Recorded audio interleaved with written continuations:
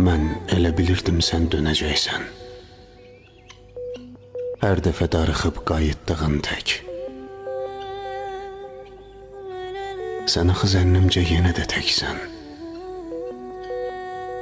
İndiyə darıxıb dönəydin gərək. Əvvəllər heç belə deyildin, qəti. Küsüb getmək idi adətin, dərdin. Daşıya bilməzdin 3 gün həsrəti. Pərişan pərişan geri dönərdin. Bilsəydim ayrılıq acısı nədir, məhəbbət ummazdım boş ürəyindən.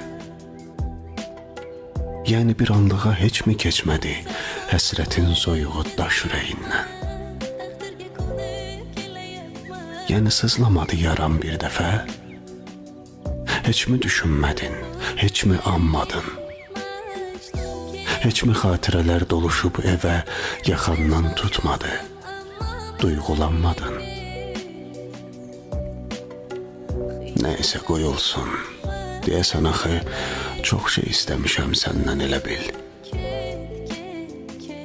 Başdan bilməliydim, bizdə də çoxu ötəri hisslərdən başqa şey deyil.